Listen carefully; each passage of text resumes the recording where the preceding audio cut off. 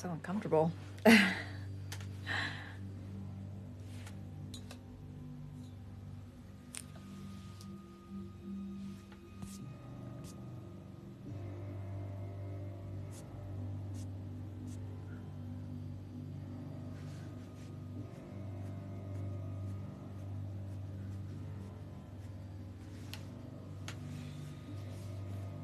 wonder if... Oh, the light isn't as bad. Hello, how's everyone doing? I literally got food poisoning like 2 days ago, so I've been slowly recovering from that, so.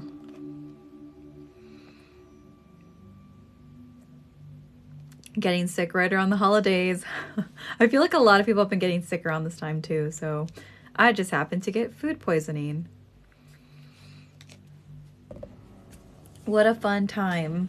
Okay, so I'm trying to make it like, trying to set the mood, but the light doesn't feel as bright as it normally does. I don't know what's up with it. Hi, Caitlin. Ew, I don't want it that color. Maybe the purple. There we go. The purple will stick. If I can get it to stick. The lighting has been... I'm so sorry to hear that. Is it like the cold? Did you get the cold? I feel like I just had a series of just food poisoning. I quit my job for mental health reasons. I have another job, but it was just, oh my goodness. And then I got food poisoning. So yeah, fun times. Okay, so let me start the scary story stuff. However, can you hear the background noise? Does it sound, can you hear the spooky background noise?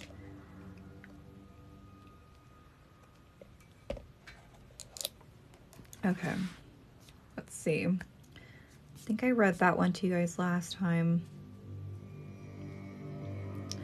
Okay, cool. So let's start the scary story stuff. This one is called The Crying Baby. And if the music is too loud, let me know. I'll lower it down. Ideally, I like to repost it. So if it's too loud, don't want it too loud. So this is called The Crying Baby. Back when I was a young man, people around where we lived in the mountain community of Ramsey talked about an abandoned, haunted house way out in the middle of the woods. The story was that a woman had gone crazy and killed her baby one night during a storm and had buried the infant in the cellar. The legend also stated that if you visited the house on a stormy night, you could still hear a baby crying. My friends and I got up the courage, and the next time it stormed, we went off to find the house and see if we could hear the baby crying. It was pouring rain like mad when we struck out through the woods, lightning dancing and all, and thunder booming to beat the band. It was a pretty good hike back in the mountains where the remains of the old house were located. Maybe 2 or 3 miles, we plunged ahead in a stony silence, dripping wet but determined to experience the legend for ourselves. We were a bunch of young bucks out to prove our bravery and that we weren't afraid of anything. We reached the old abandoned house shortly before midnight, and the storm was still going on full force. The house did look pretty scary. With all the windows knocked out, it looked like a giant mouth missing a few teeth. We piled inside. At least we were in and out of the pounding rain and howling storm. It would have been scary, I imagine, even if we didn't know the legend about the woman and the baby. Sure enough, right after a big crack of lightning hit nearby, we heard a sound that sounded exactly like a baby crying.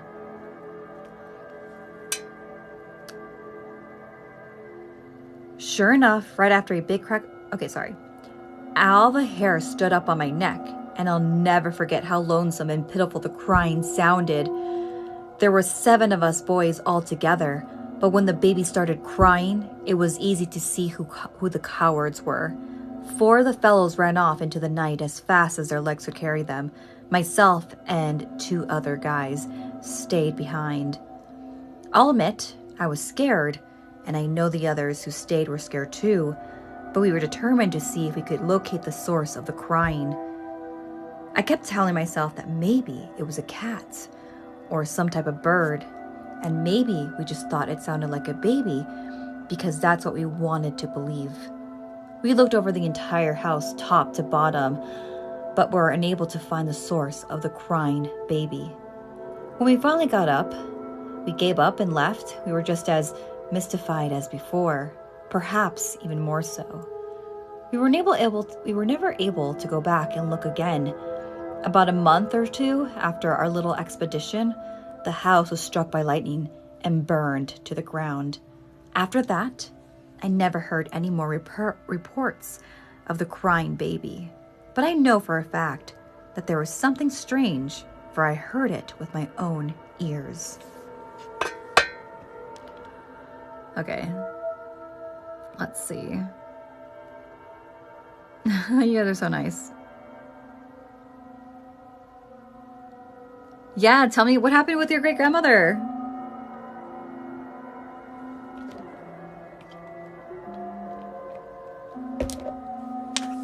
The music got a little bit interesting, huh?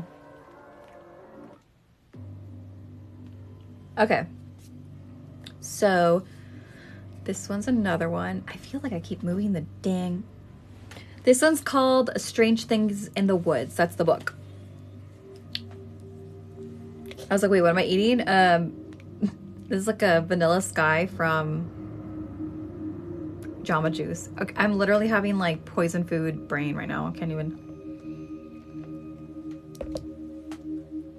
think straight. Okay, so this one's called The Light in the Coffin. A long time ago, I was seeing this young lady who lived several miles away, and I'd stayed at her house a little later than I had planned one Sunday evening. After church, back in the day, we called it courting or sparking. Basically, it meant that we weren't old enough to actually date, so it was how couples got to know each other under the watchful eye of our parents. I guess things sure have changed since then. Anyway, it was late, probably about 11 at night, and I had a long walk ahead of me via the old country roads, knowing I had to be up early Monday morning to do farm chores. I was already regretting staying so late, so I had the bright idea to cut through the woods and try to save myself some time. I wasn't scared of the woods. I had played them since I was a little boy. And as I got older, I often hunted in these same woods and fished on the boarding lake. So off I went through the woods, hoping I'd get home in time to at least get 4 or 5 hours of sleep before I had to get up early and milk the cows. Life on the farm does start early. I was coming up through a small hollow when I noticed something odd off to my right. I was following a little trail, and whatever I was seeing was further off into the woods.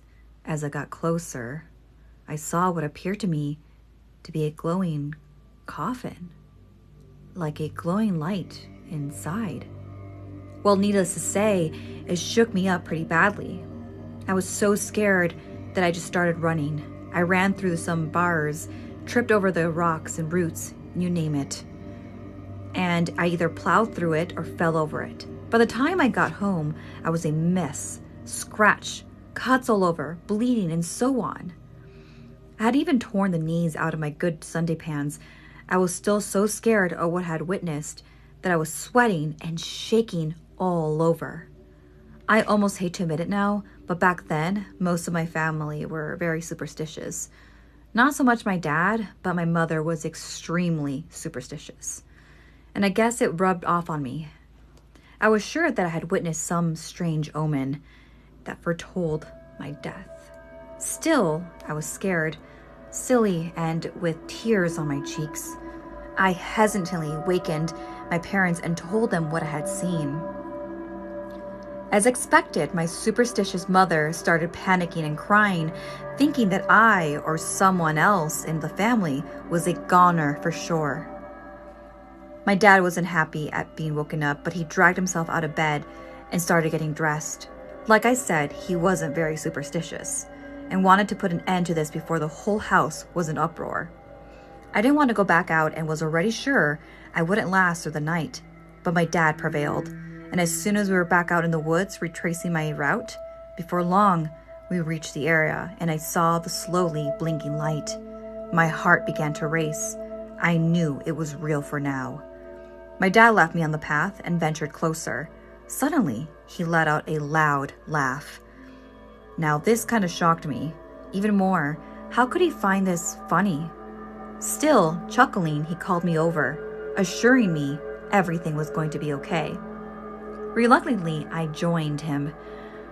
"There's your coffin with a light in it," he said, putting a hand on my shoulder. I looked over and saw what he was talking about.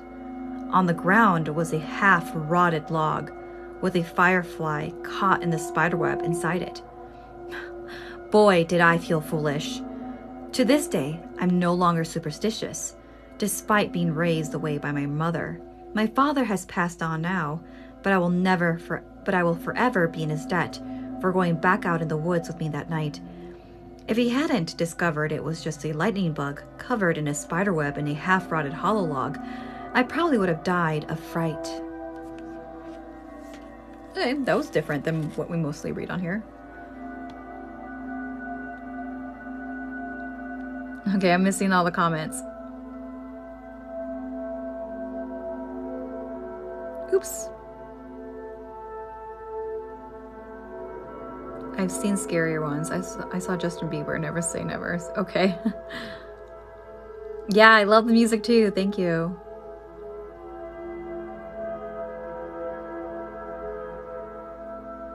Oops.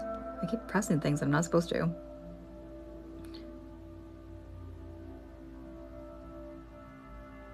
Have I looked into the park? Redlands. No, but let me write that down because I need to. I'm all for these suggestions. Oh, here it is. My sticky notes. See, I'm going to write it down.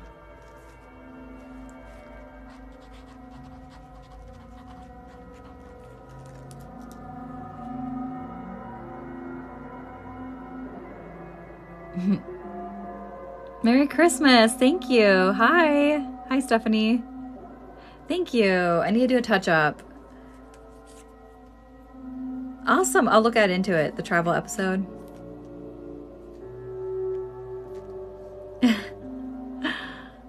Thank you for the rose. Oh my God, so nice of you.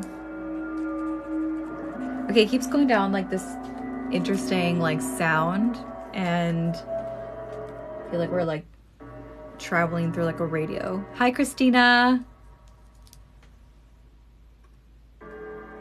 Okay, we'll build there. Okay. Thank you. I've literally looked like a hot mess for the last 3 days. I had food poisoning, so I'm slowly recovering. Like, this is the most I could eat in the last 3 days. And I feel like a lot of people around me have been getting like some form of like sickness. Oh, thank you. You guys are so nice.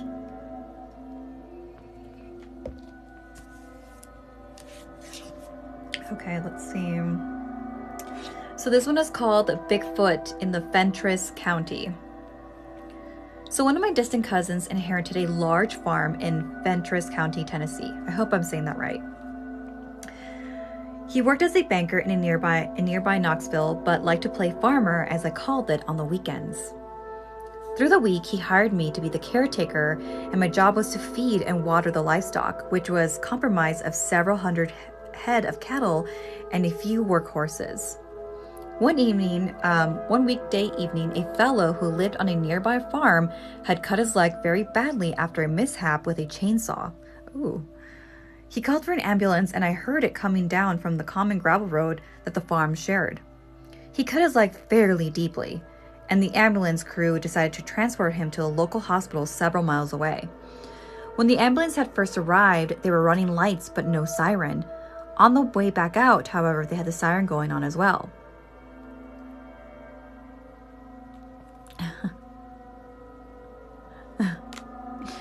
I was standing on the front porch of the farmhouse and watched the ambulance go by with the neighbor inside. The loud sound of the siren was quite a racket out here in the country. where normally everything is very quiet. After the ambulance passed, I started to go back in the house when I heard another sound off in the distance. It sort of sounded like the ambulance siren, but was coming from a direction way off into the woods. Whatever it was, it put up quite a howl and made the hair on my neck stand up. It continued for a good 15 minutes or so after the actual ambulance was out of the earshot. I was glad when it finally hushed, and I didn't think much of it after that. Okay, let me put this a little bit lower. There we go. Several weeks passed by, and one evening I was over at a nearby friend's house watching television via satellite. He was flipping through the channels and just happened to stop on a Bigfoot documentary. There was a Bigfoot researcher on the show who claimed to have recorded the sound of a Bigfoot creature howling in the wilderness. When he played the audio, I once again felt the hairs stand up on my neck. It sounded exactly the same as a howl I heard after the ambulance had went by when the other farmer had sliced his leg. Before I could say anything, my friend started talking excitedly. He said he heard the same kind of yowls in the woods around these parts. When I related my story about the ambulance, he knew exactly what I was talking about. We had both heard the same sound, but on different occasions. Now, to my knowledge, there had been no Bigfoot sightings in Fentress County, but there are at least 2 people who have heard this same exact howl as what the researcher played on the documentary. These days, I always take a pistol with me whenever I'm out tending to the livestock, just in case. Ooh.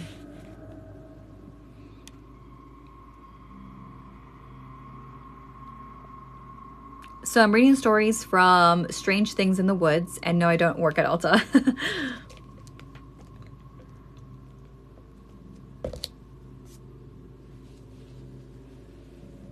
Purple.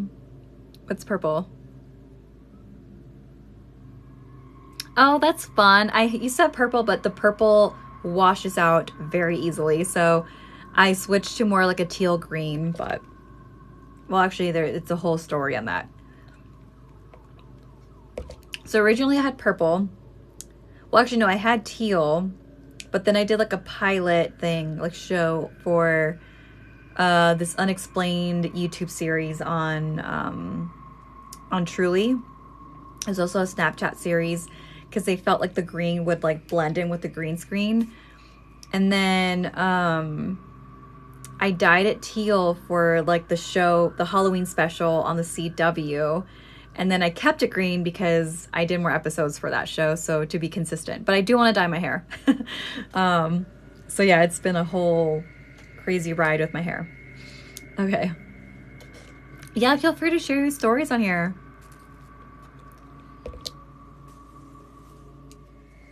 Oh, no. I'm definitely not. I'm definitely not famous. But all right, let's read on to the next story. So this one's called The Mysterious Ball.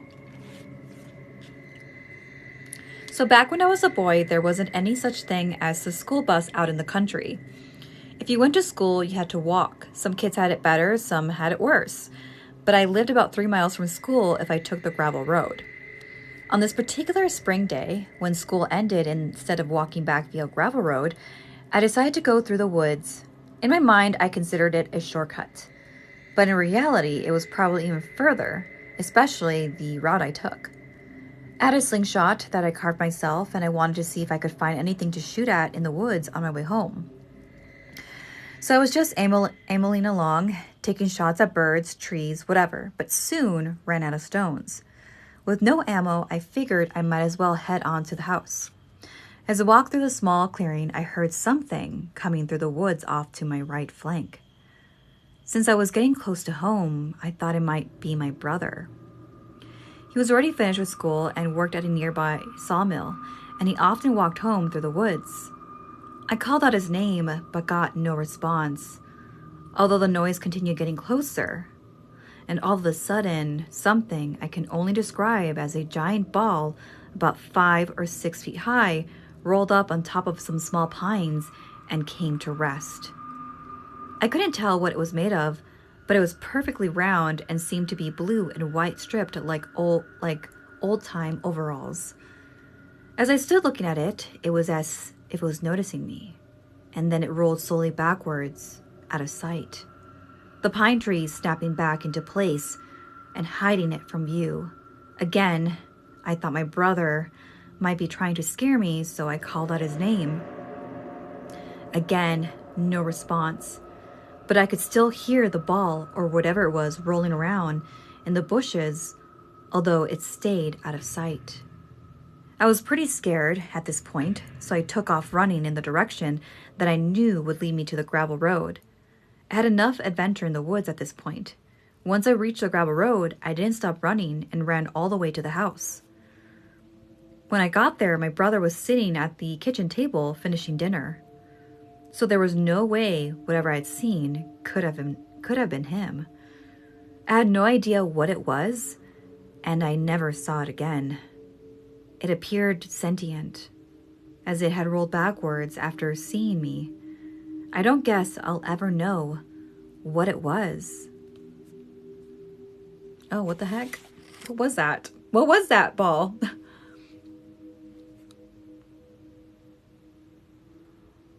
I do tell stories on Something Scary. Yep, I do. But I've done different projects over the years. So I've been on a couple different YouTube channels. So I'm currently the host for Something Scary. I've done stuff for BuzzFeed Unsolved. And then I did a pilot for Unexplained, which is on the Truly YouTube channel / Snapchat called Unexplained. So I've been on a couple different ones. So yeah.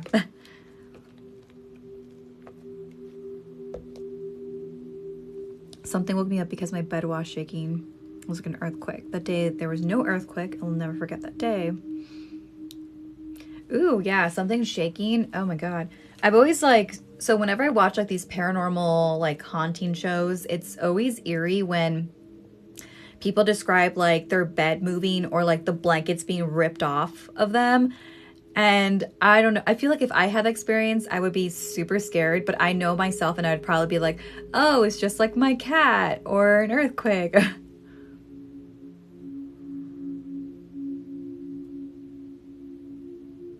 Oh, yeah.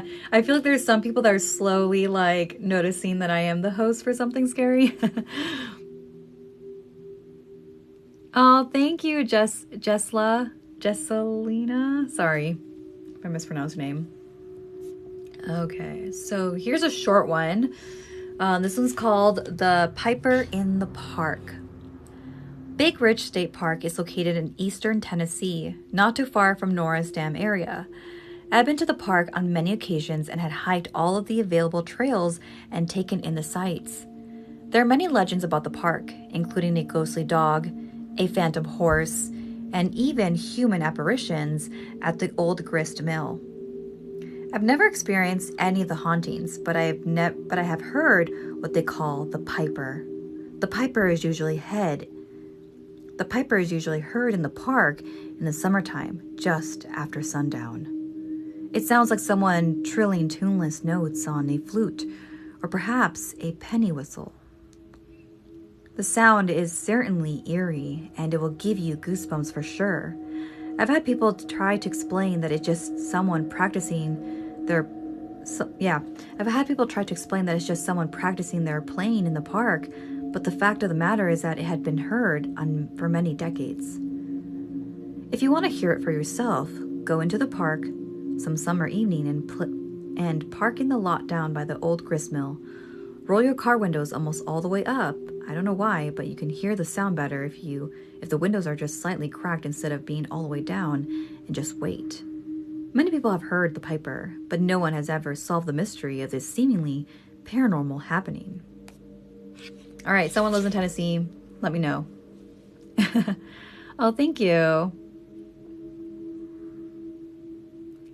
Thank you. Yes, I've been collecting random stuff from vintage stores and thrift stores. So yeah. Hello.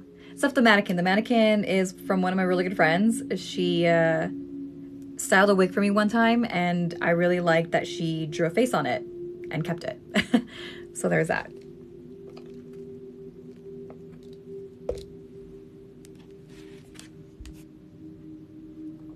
Okay.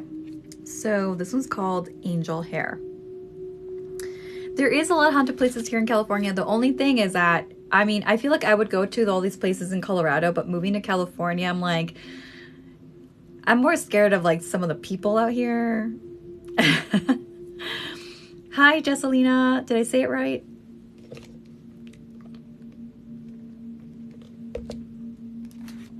Okay, angel hair. So I got one for you. I've heard of it. I've heard of as well seen plenty of weird stuff out in the woods, including a grown man naked except for tube socks and a clown mask, carefully making his way through a patch. But this story is the strangest by far that I've personally encountered. I was out trespassing about in the woods one day with my dog, not hunting or anything, but just bored and looking for something to get into. My dog had run off ahead of me out of sight and was barking at something, so I went to go have a look. As I came into a small clearing, it looked like someone had dumped clear cotton candy all over several trees. The strands were not as fine as a spiderweb, nor as thick as a fishing line, but somewhere in between. The strands were sticky to the touch, and large clumps of them were falling from the trees, where they basically just melted into the earth. I couldn't help but notice some of the strands extended into the sky above the tops of the trees and went high enough into the sky to be out of sight. I tried to gather some of it, but like I said, it basically just melted to the touch. I couldn't help but notice some of the strands extend in the sky. Okay, yeah. I read about other people finding it online, but no one has any idea what it really is. Some scientists claim that it's strands of web left by migrating spider webs that ride the air currents, but I never saw the first spider, and I shiver to think just how many spiders would it take to leave such huge clumps of strands of material. Other folks claim that it's something the military is done, testing radar signals or something, but I have my doubts on that too. Still, another school of thought ties them into UFO activity. But I certainly didn't hear any of UFOs in the area at that time. I'm sure there's some sort of logical, scientific explanation for it, but it's just something that hasn't been fully proven or discovered yet. Still, it was a really weird sight to see. Okay, that's interesting because it made me think of a TikTok I did like almost a year ago, I think at this point, of like it from a book called School UFO Sightings. So it's a whole book of like multiple sightings across the world of people, of actually no children, and like UFOs visiting schools. Like this is like from Australia to South Africa, Europe, like literally different parts of the world. And there was this one story, and I don't remember where, but this kid was explaining what she just saw, like this strand just like melting to the touch. It's interesting. I don't know. And it's related to UFOs, so I don't know. Hi, Savannah.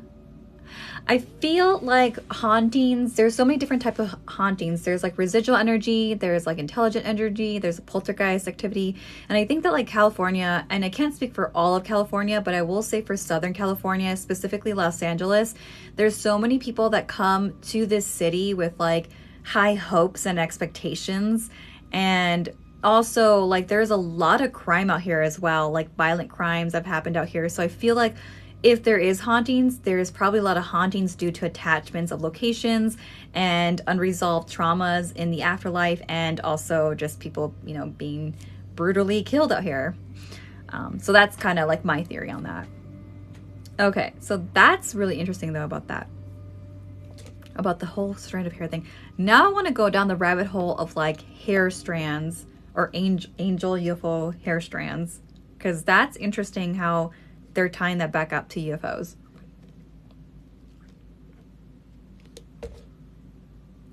I'm surprised I've been like making it this far into the live because like I mentioned, I've had like food poisoning, so I think like the smoothie is making me feel a little bit better though.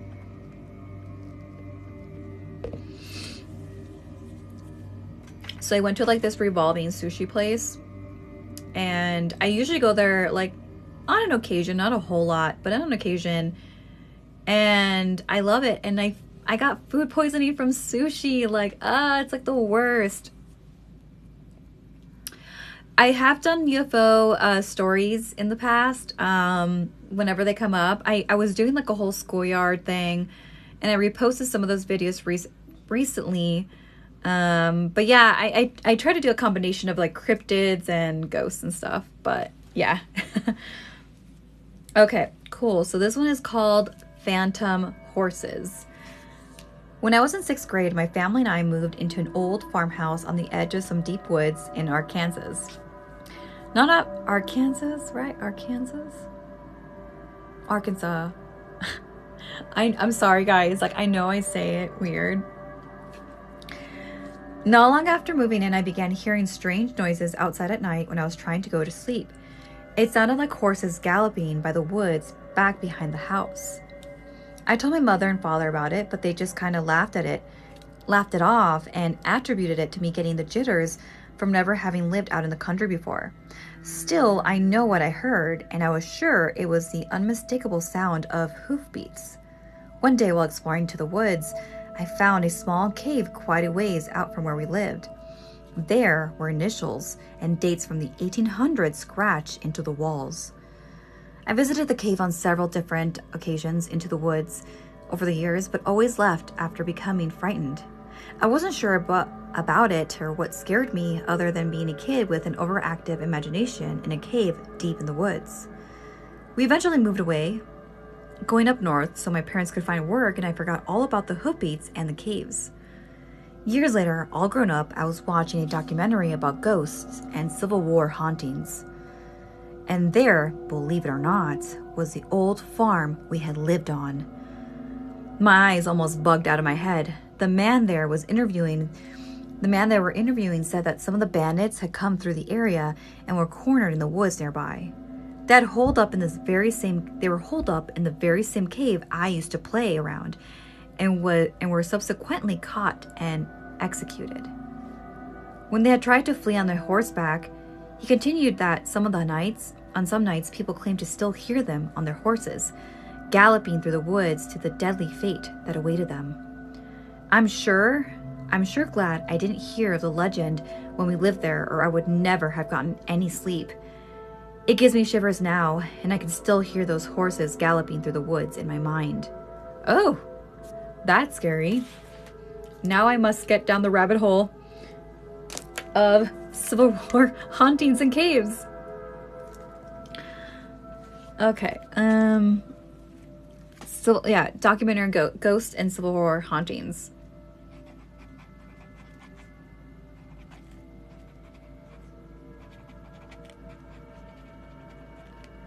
See, I always find those interesting where like people have like paranormal experiences in locations that people don't know about. So there was like this podcast I was listening to, and these like kids went to go, like they lived in a small town and they went to go explore in this like abandoned, what they thought was an abandoned building.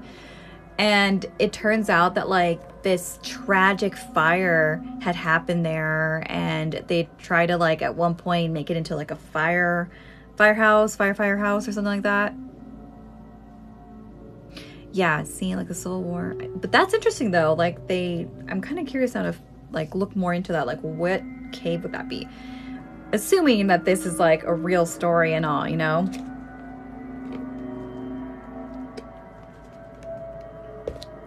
But also, like, I don't know about you guys. Personally, for me, like caves always give me like the heebie-jeebies, only not because of just like the folklore and superstition attached to caves, but also because like caves in general, like they house a lot of like, you know, animals. You never know what's in a cave. So for a little kid to be out there playing by themselves, like I'm like, that's some form of bravery that I don't know if I could have. Yeah, I think the most haunted place, like one of the most haunted places that I've ever been, and I don't know if I could ever go back, what is the Myrtles Plantation. No, you're fine. Thank you. I love it. Thank you for the interaction. I think one of the most haunted places is a plantation, one of the plantations I visited. So when I went to Louisiana in Baton Rouge, there is a place called the Myrtles Plantation. And I kid you not, I was feeling personally touched by spirits on a tour. It was like one of the craziest experiences I've ever had. And I got major anxiety, like major anxiety. I remember that like when we went, I was feeling fine, you know, I was feeling pretty good. Yeah, see, like okay, so when we pulled up, my husband and I pulled up to this place. I thought I saw someone hanging from a tree. Like, I'm not even joking. Like, I started to panic. I told my husband, like, look, I need a minute before we go into the plantation. Can we please go across? So across the street, there's like a small gas station. I was like, can we please just go to the gas station? Maybe I need water. I need to calm down. But I started to have like a panic attack. And like, yeah, my husband and I, like, he took me there. We got some water. I took like 5 minutes, but then we had to head back because we signed up to do a tour there. And we went at night. So like, that was a strange part, is that it was kind of dark outside. And I thought I saw someone hanging from a tree. And like, keep in mind that like up until this point, we had done several tours. We had gone to other like haunted locations. And like, that's what my whole channel is about, is like folklore, superstition, paranormal stuff. So like, it's not that like I automatically just imagine these things when I go to places. But yeah, we pulled up, like literally like the entrance of the driveway. I thought I saw somebody hanging from the tree, and I was like panicking. And then we do the tour. And at this point, I'm trying to calm down, and I felt someone yank my ear, and there was like absolutely no one behind me. No one was behind me. No, I actually don't feel like the mirror is as haunted as people say it is. I feel like there are other parts of the house are way more haunted than the mirror. And what's interesting is that if you ever do go to the Myrtle's plantation, you can't film or record anything. Like, the only spot they let you take pictures is that mirror, but I didn't feel anything by the mirror. I felt more things everywhere else. In fact, there was a mirror in what they call the psychic room, or like the ladies' room, where like historically the women would hang out there. And there was a mirror there above the fireplace. And I think Sam and Colby did a most recent video on that. And the psychic medium that they brought with them also was sensing stuff from the mirror. So it's interesting because it's like the mirror that's not like the notorious haunted mirror. It's like the mirror that's in like the psychic room. So that's really interesting. But yeah, I've never been to Alcatraz. I really want to go. A couple years ago, before the shutdown happened, the pandemic COVID shutdown happened, I had gone to San Francisco for the very first time, and I kept missing it. I just didn't have time to go, which makes me sad. But yeah. Hi, Oliver.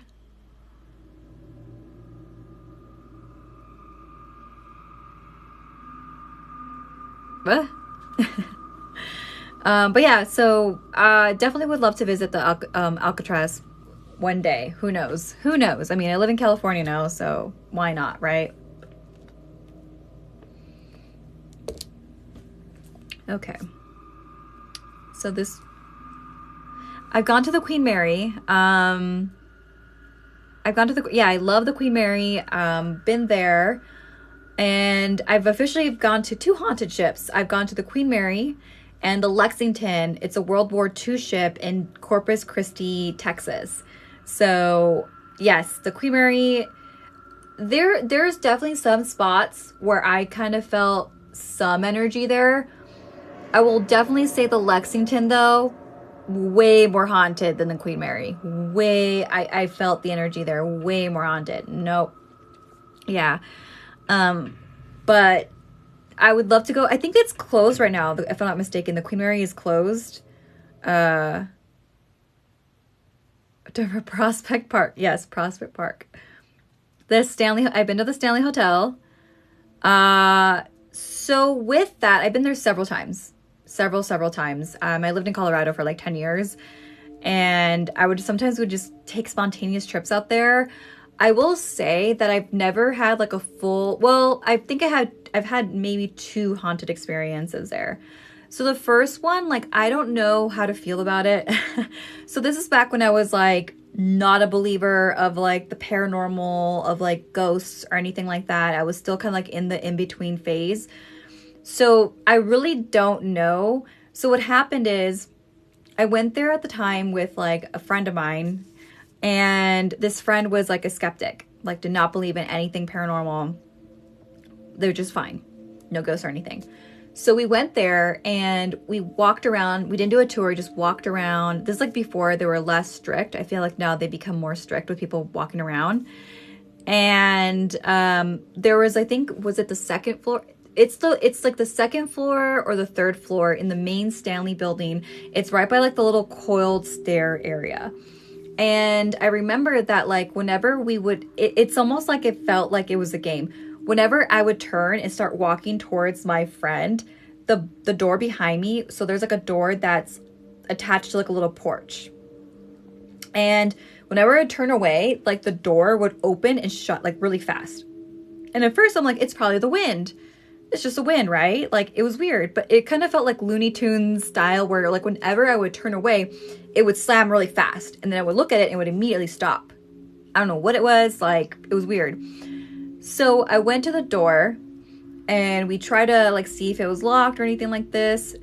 And it wasn't locked. So we left it alone. We left it like whatever, right? And like my friend's like, oh, it's just the wind. It's nothing weird. It's just the wind. Like you're overthinking it. But it 3 times, every time I would look away, it would slam rapidly shut and then close. And it was windy, so that's what I'm saying. It might just be the wind. But here's where it gets weird. The next day, we did a tour. It was actually windier the next day. It was like stronger winds and everything. And we walked past that area and the door was not opening whatsoever. I don't know what that was. Nothing. Just it didn't open. It didn't open. It didn't shut. Nothing. None of the doors did that throughout the tour. And it was windier the next day. But again, like I knew that if I were to explain that or point that out to my friend, they'd be like, oh, whatever. Da da da da da. So I left it alone. And then like when we were getting ready to leave, like his phone, we were in the lobby and the phone on its own started moving like back and forth. And then it moved to like the maps. Like it was like someone was playing on their phone. Like this is all at the Stanley, like literally within 48 hours of what I'm talking about. And again, my friend was like, oh, it might be a bug. And I'm like, okay, this is weird. The wind thing, now someone's like messing with your phone. Like we saw it together, like how it kept moving back and forth and then opened up the map on its own. Like it went like home screen, side screen, back to home screen, maps. Don't know. That was weird. I thought that was weird.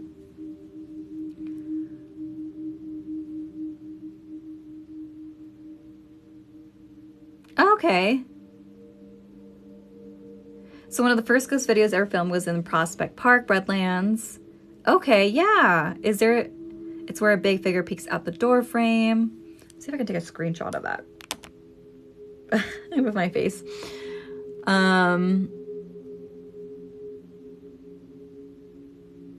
So yeah, I don't know. I mean, that's kind of like my haunted experience. The second haunted experience would be years after that incident. And it was with another friend of mine. And I remember, like, again, not a believer of anything as well. And we were on the top floor. And if you ever go to the Stanley Hotel, the top floor is where, like, they say the children would hang out. And that's why, like, you'll find candies, like, as offering to the spirit children. And my friend was like, I'm just going to take a Snickers because I don't believe in any of this stuff. Like, I'm just going to take a Snickers. I don't care about these ghost children. So he goes and leans to take a Snickers, like a candy, and he gets zapped. You know, like when you get like static shock, but it said it hurt him so bad.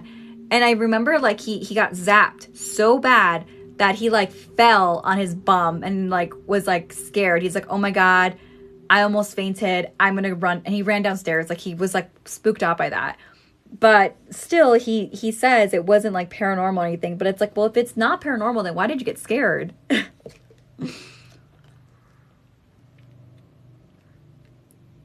Thank you. I will definitely I took a screenshot of that. So thank you for that. Okay, guys. I'm going to get some rest because, food poisoning. Or maybe I should read more in story. Should I read one more story? I'll read one more story. Hello. I'll read one more story and then I'll probably head out. I've been dealing with food poisoning, so I know I've said that a few times, but for those of you just joining, I've been dealing with some food poisoning, and like, yeah, it's been, I mean, you know what? I'm proud of myself because I managed to drink most of this, and I have not been able to eat much. So I'll read one more story though. Let's see. Ooh, this one. Let's see if I can. Yeah, this one isn't so bad. It's a little longer than the other ones. Yes, I've been trying to find Alka-Seltzer, and I know food poisoning is the worst, especially, okay, I've always been scared of getting like sushi, like food poisoning off of sushi. Like every time I eat sushi, that's always in the back of my head. I don't know why. Like I'll be eating the sushi and I'm like, hope I don't get food poisoning. And it finally happened. It finally happened. I got food poisoning from sushi, and it was the worst. So I'm sorry to get sidetracked, but I had gone to, so here in Southern California, in LA, they do like these fun events at the Heritage Square area. They were doing like a outdoor movie thing, and we did like they did like an outdoor Home Alone thing. So I'm like, oh cool, this will be fun to go with my friends.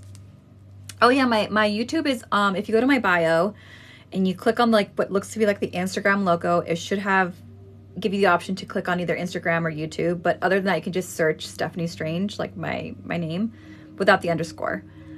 But thank you, yeah. And then I'm also the host for Something Scary, so if you want to listen to more scary stories on there, you can. But yeah, it was crazy because we went to that, and I told my husband, like, I don't feel good. In the middle of the movie, I'm like, I don't feel good. And I got up and I left my friends, and I felt so bad. And I was just puking all the way home. They probably thought I was like a drunk person on the side of the door, a passenger side, just puking my butt off. But no, I was like feeling so sick. It was the worst. I don't know. And like my mom had like nausea medicine that they give to like patients that have major, like really bad nausea. Like they give this to like people who are dealing with like treatment, like surgery treatment, chemotherapy. So my mom gave me some really high like anti-nausea medication, so I've been fine. But I was like even puking out water, like nothing would stay down. So it was the worst. Yeah. Not the best. Okay, sorry to get off topic. I'll read one more scary story and then we'll call it a night. So this is called Devil Worship Cave. What's up with the caves? Anyway, my friend and I heard of a cave over in Blount County, not too far from the Great Smoky Mountains National Park. That was supposedly a site where devil worshippers and or Satanists met on a regular basis. So before we get into the story, I'm not saying, I know that the media has always segued Satanists to one thing over another, but I'm just reading what's saying here, not that I believe in that. Okay, so anyway, one Friday night, we decided we were brave enough to check it out. My one friend, Stanley, had a family that lived in the area, and he knew pretty much where the cave was. So it was decided we would make to his aunt's house our base camp for this expedition into the bazaar. We arrived at her house just before dark and started getting our gear together. There were 4 of us in all, including myself, Stanley, and a couple of girls who we had coaxed into tagging along. I won't name their names just in case they might see this. It was October, a couple of weeks before Halloween, so Stanley and I thought a spooky trip like this might be a good way to get to know the girls a little better. If you get my meaning. Walking around exploring a spooky cave with scared, beautiful girls clinging onto us for dear life sounded like a great night to Stanley and myself. We gathered up a few glow sticks, several yards of rope, and some snacks and liquid refreshment. Hey, the drinking age was 18 at the time in Tennessee, so we were legal, and headed off into the woods. We had to walk quite a ways just to get to the farm that the cave was on. So the whole way, Stanley and I were telling all these wild stories about ghosts and witches and hooded figures and such. We were really playing it up for the benefit of the girls, who by this point were probably having second thoughts about tagging along. Yet they were too scared to turn around and try to find the way back to themselves in the dark. Our plan was working just as expected. After nearly getting lost, and not on purpose, a couple of times Stanley was finally able to locate the entrance to the cave. I'll admit one thing, it was sure isolated. I began to wonder if all those creepy stories and legends we had heard at school might be true after all.